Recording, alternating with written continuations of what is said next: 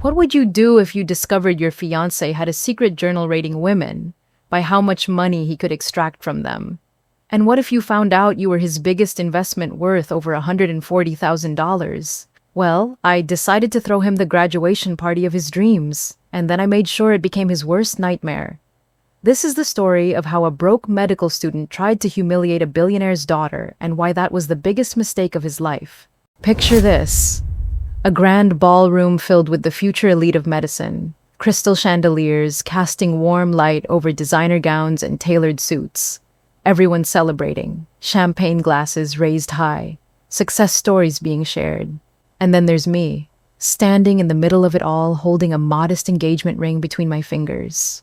The room goes dead silent as I drop it into my fiancé's champagne glass. The tiny splash echoes like a gunshot. He told security I didn't belong here after I paid for everything. His mother gasps. His colleagues stare. Someone's phone is already recording, but I just stand there completely calm, watching the ring sink to the bottom of his glass like our entire relationship. You know what the funny thing is? He was right. I didn't belong there. I owned the place. But let me rewind. Let me tell you exactly how a broke medical school graduate thought he could humiliate the woman who'd been secretly funding his entire future, and how wrong he was about who he was really dealing with. Because this story, it starts 3 years ago with a lie I told that changed everything. My name is Melissa Carter. I'm 29 years old, and to everyone at Southview Medical Center, I'm just another low-level admin assistant filing paperwork and answering phones for $1,200 a month. I drive a beat-up Honda Civic with a dent in the passenger door and a radio that only works on cloudy days. I pack my lunch in brown paper bags, eat instant ramen for dinner, and shop at thrift stores where I carefully examine every price tag. I clip coupons like my grandmother taught me, hunt for clearance sales, and wear the same 3 rotation of outfits to work every week. Everyone sees exactly what I want them to see. A struggling girl, just trying to make ends meet in an expensive city. But here's what they don't know. That last name, Carter. Yeah, it's the same Carter whose name is literally etched in gold letters on half the skyscrapers downtown. Richard Carter, billionaire real estate developer who owns more property in this city than some small countries. My father. I'm his only child. His heir. The future inheritor of a fortune that spans generations. And I've been living this elaborate lie for 3 years. 3 years of watching Adam Whitman, this charming, ambitious medical student with perfect teeth and even more perfect ambitions, fall in love with who he thought I was. 3 years of listening to him stress about money while I secretly moved mountains to help him. His $60,000 annual tuition, mysteriously covered by a scholarship that didn't exist until I created it. His $1,500 monthly rent in that nice apartment near campus, suddenly reduced after I had a conversation with his landlord. His BMW that kept breaking down. I'd slip cash into his wallet while he slept and tell him he must have forgotten about some side job payment. Every single financial crisis he had, I solved. Quietly, invisibly, $140,000. That's what 3 years of love cost me. But here's the thing, I could have spent that amount on a single handbag and not even noticed it missing from my account. The money wasn't the sacrifice. The sacrifice was watching him panic about bills I could have paid with pocket change. The sacrifice was pretending to struggle when I could have solved every problem with a single phone call to my father. But I didn't mind, because every time he'd stress about money, every time he'd stay up all night, worried about making ends meet, I'd find a way to help without him knowing. And then I'd watch his relief, his gratitude, his joy when things somehow worked out. You want to know why I did it? Why I lived this elaborate lie for 3 years? Because I needed to know he loved me for me. Not for my trust fund that could buy small nations. Not for my father's connections that reach into every corner of this city's power structure. Not for the Carter name that doesn't just open doors. It owns the building. I needed to know that when he said he loved me, he meant the girl who brought him homemade sandwiches during his 18-hour study sessions. The girl who stayed up with him during finals week quizzing him on anatomy while we shared $5 takeout. Not the billionaire's daughter who could buy him a hospital if he asked nicely. But love has a funny way of making you blind to the obvious. And I was about to learn that lesson the hard way. It started small, tiny changes that I told myself were just stress from medical school. Adam began staying out later, claiming he had study groups that ran until midnight, which was weird because I knew his schedule better than my own, and his biggest exam wasn't for another month. Another late night, I'd ask when he'd creep in around 1 a.m. Yeah, you know how it is. Dr. Henderson really wants us to nail these concepts before clinicals start. But his voice had this distant quality, like he was reading from a script he'd memorized. Then came the perfume. He'd come home smelling like something floral and expensive that made my stomach turn. Not my vanilla body spray from Target. This was sophisticated, the kind of scent that whispered money and confidence. When I'd mention it, he'd laugh it off. Oh, you know how hospitals smell, probably just something from the lab. But hospitals don't smell like jasmine and bergamot Adam. I started noticing other things too. How he'd quickly flip his phone face down when I walked into a room. How he'd step outside to take calls claiming it was study group coordination. How he'd suddenly developed this habit of working late at the library on weekends, when I knew for a fact the medical library closed at 6. The lies were getting more elaborate, more detailed, and that scared me more than anything. But the real wake-up call came on a Tuesday night when I was doing laundry. You know that routine checking pockets before throwing clothes in the wash, making sure there's no loose change or forgotten receipts that'll turn your whites pink. And there it was, crumpled in the pocket of his khakis. A receipt from Bellecourt Steakhouse. The fancy place downtown where you need reservations weeks in advance and the appetizers cost more than most people's entire dinner. $187. For dinner for two. I stood there in our tiny laundry room holding this piece of paper like it was evidence in a murder trial. Which, in a way, it was. The murder of my trust. Now let me put this in perspective. This is the same guy who'd been stressing about buying groceries just 2 weeks earlier. The same guy who'd asked me to spot him $20 for gas because his card was declined at the pump. The same guy who'd been eating ramen noodles for lunch because he claimed he couldn't afford anything else. But somehow, he had nearly $200 to drop on a fancy dinner that definitely wasn't with me. Because I was home that night eating leftover pizza and wondering why he was working late again. That receipt was dated last Friday. The same Friday he'd texted me saying he'd be studying late at the library and not to wait up.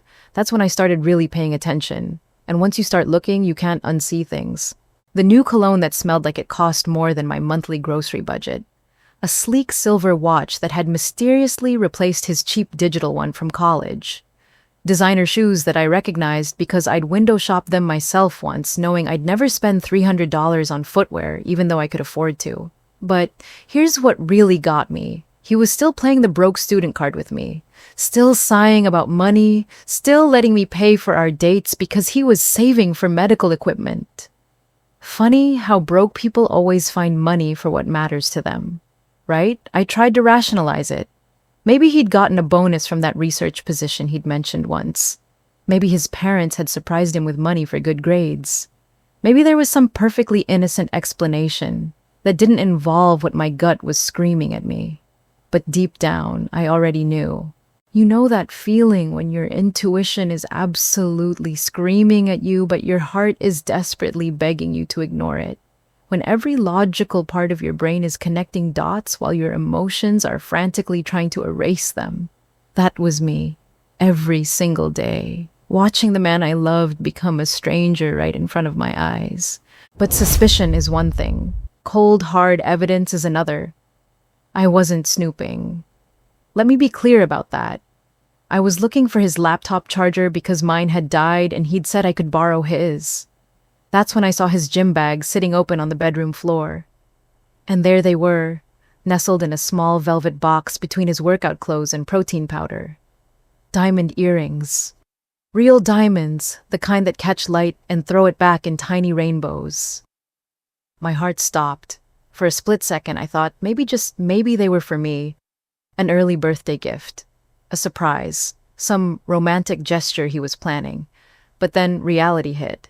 My birthday was 6 months away, and these weren't my style at all. They were delicate, sophisticated, the kind of earrings that belonged on someone who wore designer dresses, not Target clearance. I stood there holding this tiny box, feeling like my entire world was cracking apart. Because I knew, deep in my bones, I knew these weren't meant for me. A week later came the hospital gala, the annual fundraiser that Adam had been excited about for months. He'd bought a new suit for the occasion, said it was important for networking, for his future.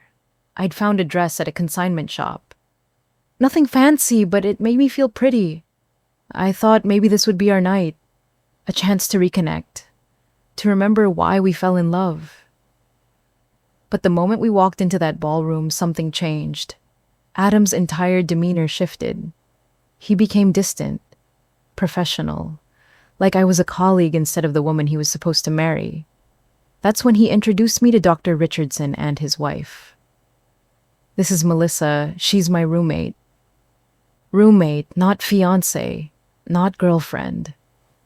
Roommate. I felt the blood drain from my face, but I smiled politely and shook their hands like nothing had happened. Like my heart wasn't breaking into 1,000 pieces right there in front of everyone.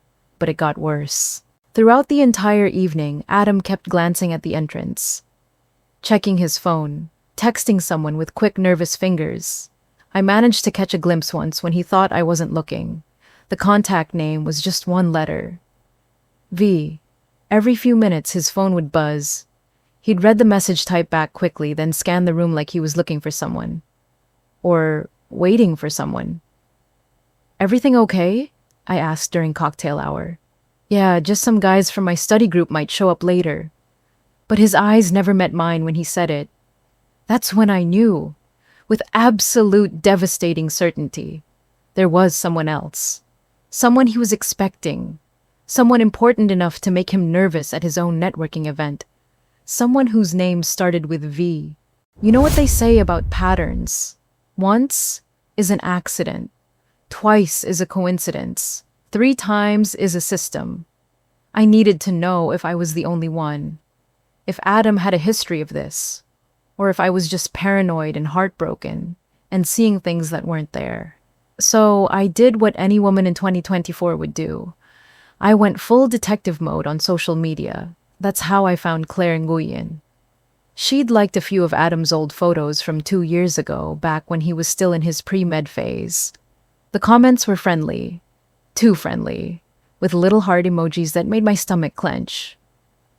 I found her LinkedIn, pharmaceutical sales rep. Successful, confident, beautiful. Everything I pretended not to be. I sent her a message, kept it simple.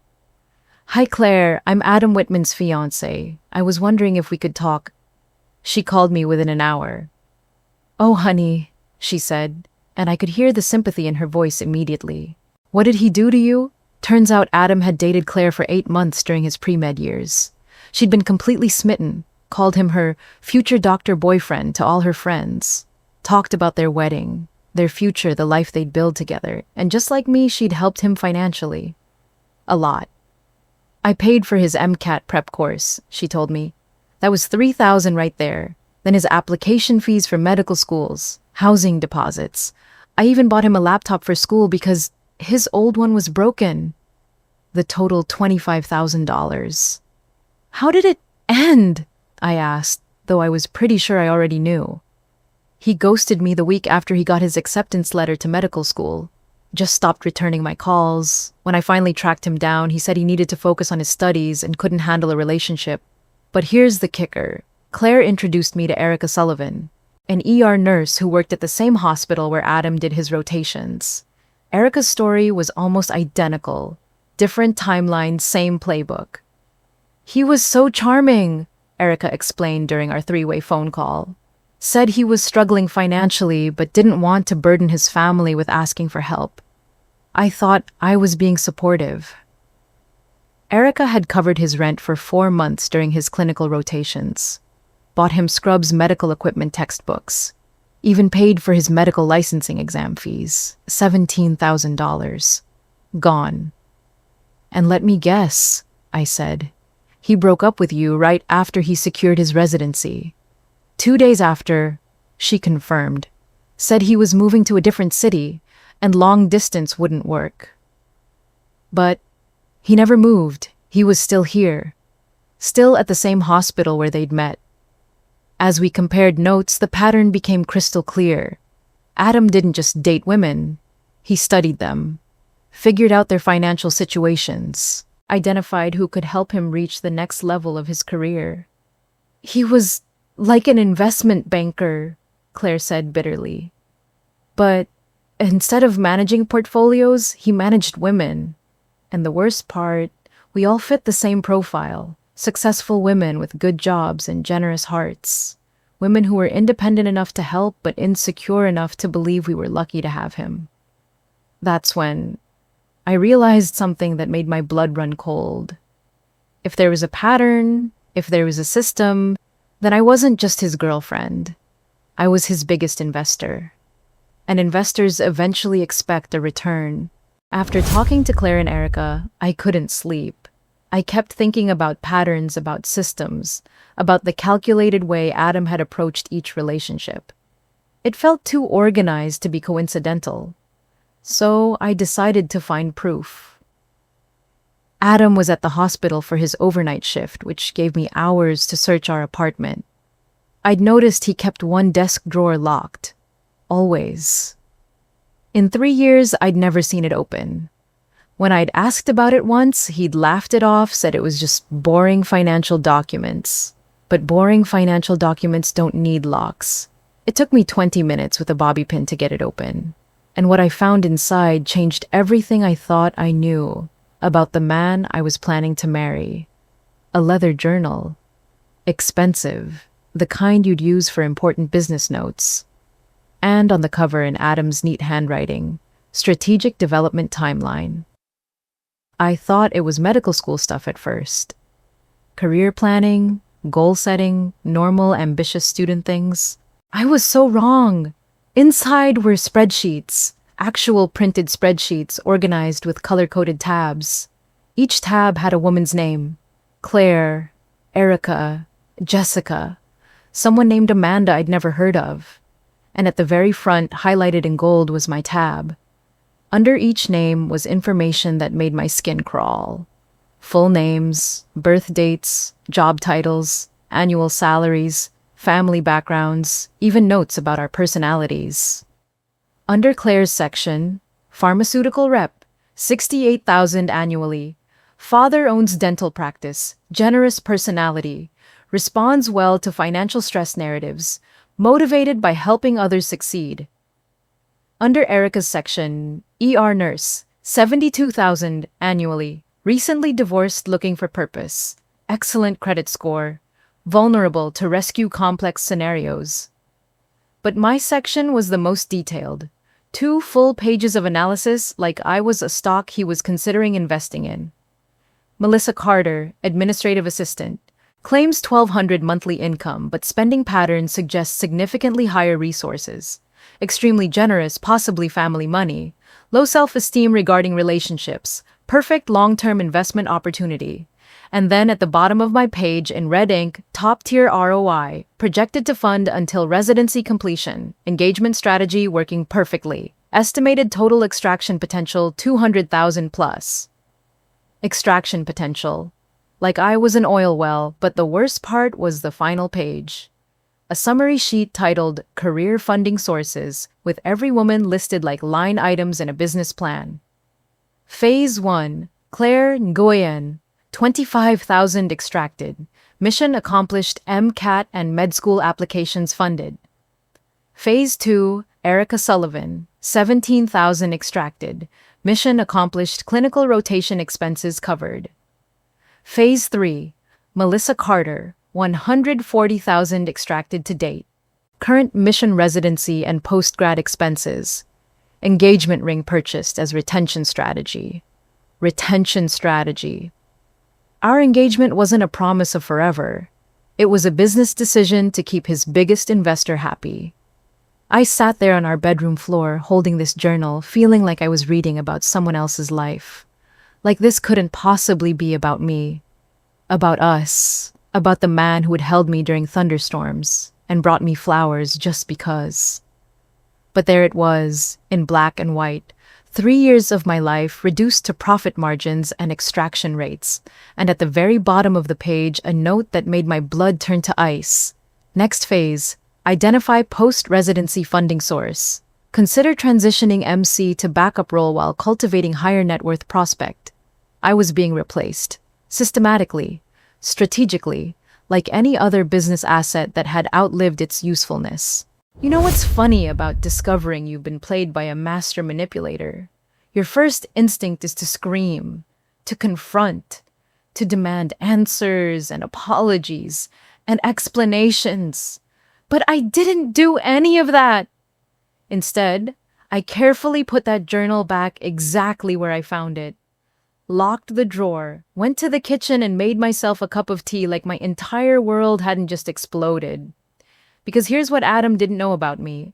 Growing up as Richard Carter's daughter teaches you a few things about strategy, about patience, about how to play a long game. And if Adam wanted to play games, I was about to show him what happened when you underestimated your opponent. The first thing I did was call Claire and Erica, set up a meeting for the next day at a coffee shop across town. When I showed them photos of that journal, the silence was deafening. "That son of a bitch," Claire finally whispered. "We have to destroy him," Erica said, and I'd never heard such venom in a nurse's voice before. But I had a better idea than destruction. I wanted exposure. I wanted him to face the consequences of his choices in the most public, humiliating way possible. So we started gathering evidence. Real evidence. Claire printed out every Venmo transaction, every bank transfer, every receipt she'd kept. Erica did the same. I compiled screenshots of text messages, emails where Adam had described his financial struggles, photos of all the gifts I'd bought him. We built a case that would make any prosecutor jealous, but evidence was just the beginning. I wanted Adam to hang himself with his own rope, and I knew exactly how to make that happen. Adam's medical school graduation was in 3 weeks. He'd been hinting for months that he wanted to throw a celebration party. Something big, something that would impress his residency directors and future colleagues. "You know what?" I told him over dinner one night, putting on my best supportive girlfriend voice. "Let's throw you the graduation party you deserve, somewhere really special." His eyes lit up. "Really? But babe, that's going to be expensive. Are you sure we can afford it?" Like he'd ever contributed a single dollar to anything we'd done together. "Don't worry about money," I said, smiling sweetly. "I've been saving up. This is your moment. You should celebrate in style." So I booked the Corinthian Hotel, the ballroom that cost $15,000 just for the space rental, catering for 100 guests, open bar, live music, the works. Adam was over the moon, started inviting everyone he knew, his classmates, his professors, his residency supervisors, his family, everyone who mattered in his professional world. What he didn't know was that I'd also invited some special guests. Claire and Erica, of course, but also Jessica and Amanda, the other women from his journal who I'd managed to track down. Women who had their own stories to tell. I spent 2 weeks planning every detail. The seating arrangements, the timing, the speech I was going to give. And yes, I planted recording devices. Tiny ones that you could buy online for $100, hidden in centerpieces tucked under table edges, because I wanted everything documented. The night before the party, Adam was practically vibrating with excitement. "I can't believe you did all this for me," he said, kissing my forehead like I was the most precious thing in his world. "You deserve it," I replied, and I meant it. He absolutely deserved what was coming. The morning of the party, I got a text from Claire. "You ready for this?" I looked at myself in the mirror.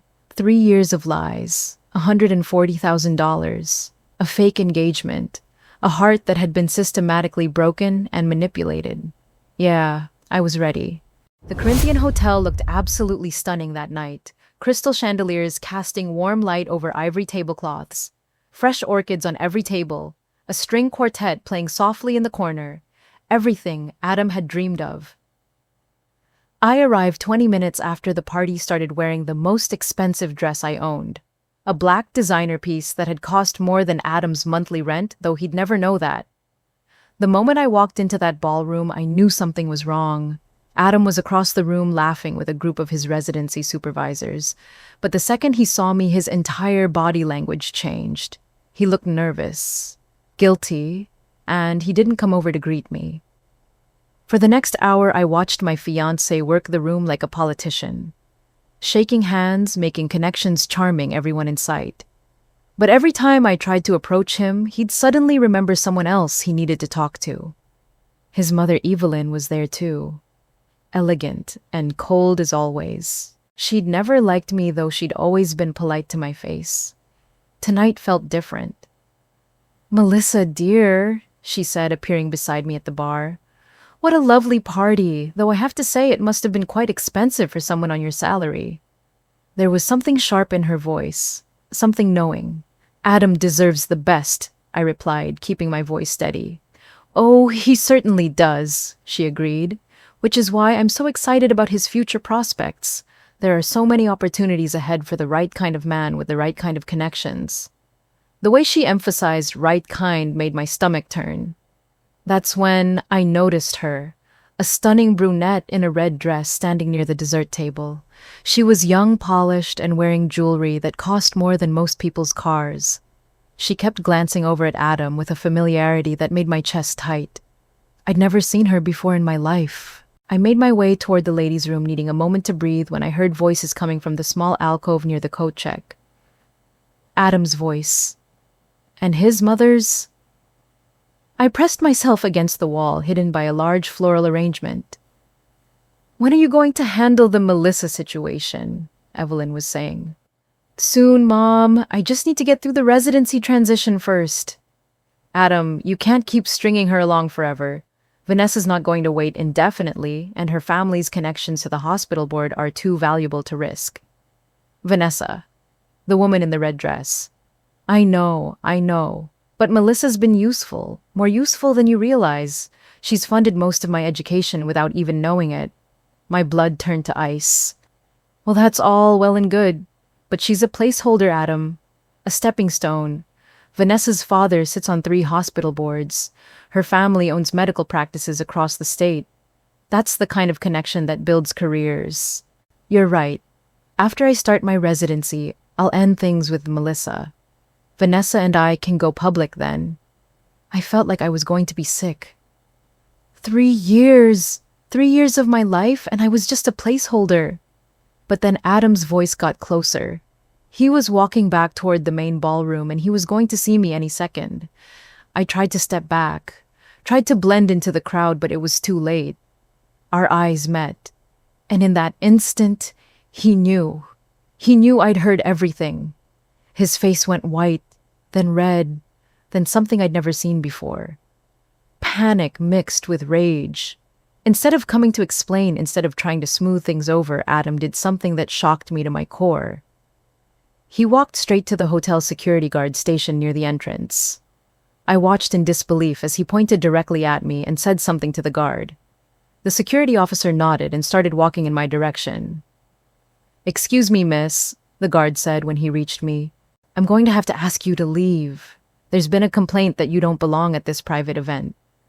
The entire ballroom seemed to stop. Conversations halted. People turned to stare. The string quartet kept playing, but everything else went silent. Adam stood 20 feet away, his arms crossed, watching this happen. His mother stood beside him with a satisfied smile. I looked around the room at all these people. Doctors and medical students and professors. Adam's bright, shining future spread out before him like a red carpet. And that's when I realized something that made me smile for the first time all evening. He was right. I didn't belong here. I owned the place. You know what's interesting about moments like this? Everyone expects you to break down, to scream, to cause a scene that'll give them something to talk about for weeks. But I didn't do any of that. Instead, I walked calmly across that ballroom floor, every step deliberate, every movement controlled. The security guard was still standing there, waiting for me to leave, but I had one thing to do first. Adam was holding a champagne flute, trying to look casual while his entire world was about to implode. His hand was shaking slightly. Good.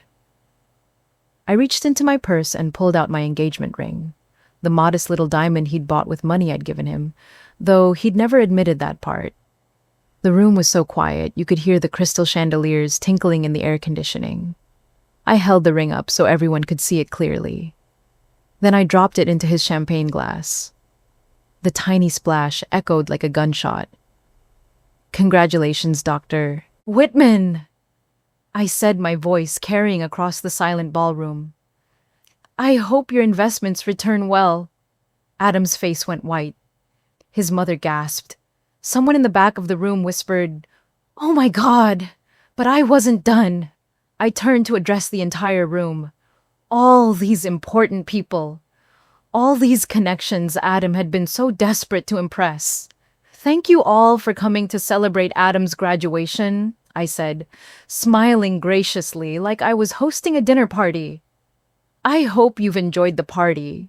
It cost $15,000, by the way, just in case anyone was wondering how a medical student could afford all this." The silence was deafening. Then I walked out. No running, no dramatic exit. Just a calm, dignified walk to the door while 100 people watched in stunned silence. The security guard actually held the door open for me. I made it to my car before the emotions hit, sat in the driver's seat of my beat-up Honda and let myself feel everything I'd been holding back for weeks. The betrayal, the humiliation, the sheer audacity of what he'd done. One tear rolled down my cheek. Just one. Then I took a deep breath and pulled out my phone. "Dad," I said when he answered on the first ring. "It's me." "Melissa, sweetheart, it's almost midnight. Is everything okay?" "No, Dad, it's not, but it's about to be." There was a pause. My father had been in business long enough to recognize the tone in my voice. "What do you need?" "I need you to make some calls. I need Adam Whitman's residency application reviewed. I need his financial aid investigated. I need every hospital in the city to know exactly what kind of man they're dealing with. Consider it done. But Melissa, are you sure about this? Once we start down this road, I'm sure Dad, he told everyone tonight that I didn't belong at his party. After I paid for everything. After I funded his entire education for 3 years." My father's voice went ice cold. "He said what? Let's shut him down, Dad. Completely." "It'll be my pleasure, sweetheart. I'll make some calls tonight. By Monday morning, Adam Whitman's future will be very different than he imagined." I hung up the phone and started my car. In my rearview mirror, I could see people streaming out of the hotel, probably going to their cars to call everyone they knew about what they'd just witnessed. Good. Let them talk. Let them spread the story far and wide. Because this was just the beginning. When Richard Carter makes phone calls, things happen fast. By Monday morning, I was sitting in a conference room at Southview Medical Center. Not as the admin assistant who filed paperwork for $1,200 a month. As Melissa Carter, daughter of the hospital's largest private donor. Dr. Patricia Chen, the chief of staff, looked uncomfortable as she reviewed the evidence I'd brought. The journal, the financial records, the testimonies from Claire Erica and the other women Adam had systematically exploited.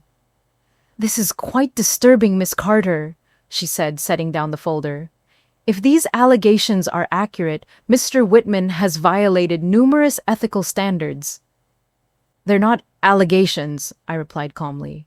"They're documented facts, and I assume the hospital has policies about residents who engage in financial fraud." She nodded grimly. "We do, and I want you to know that we take these matters very seriously." Adam's residency was terminated that afternoon. 3 years of medical school, hundreds of thousands of dollars in education, and his entire future career destroyed in a single meeting. But I wasn't done. Claire and Erica both received anonymous checks for the exact amounts they'd lost, plus interest. They never knew where the money came from, but I made sure they got what they deserved. Adam's mother, Evelyn, had her real estate agency's contract with Carter Development terminated immediately. Turns out she'd been managing properties for my father's company for years without ever realizing the connection. She lost 40% of her business overnight. Within a week, Adam's story had spread through every medical community in the city. The charming student who'd manipulated women to fund his education. The man who'd kept detailed records of his victims, like they were investments in a portfolio. No hospital would touch him.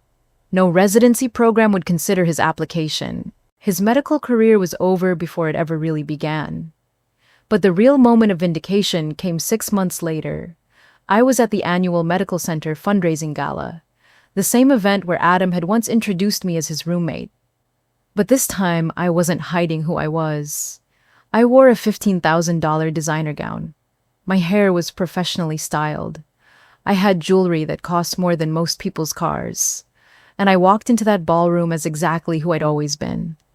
The daughter of Richard Carter, heir to a billion-dollar empire. One of the most powerful families in the city. Dr. Chen approached me near the champagne table. "Melissa, I wanted to thank you again for bringing that situation to our attention. We've implemented new screening procedures for residents because of what you uncovered." "I'm glad something positive came out of it," I said, raising my glass. "The hospital board asked me to tell you how much we appreciate your family's continued support. The new pediatric wing your father funded is going to save countless lives." That's when I saw him, Adam, standing near the back of the ballroom wearing a waiter's uniform. He'd taken a job serving drinks at events because no medical facility would hire him. Our eyes met across the room. He looked defeated, broken, like a man who'd gambled everything and lost. I watched as recognition dawned on his face, as he realized who I really was, as he understood probably for the first time the magnitude of what he'd thrown away. Dr. Chen followed my gaze and chuckled softly.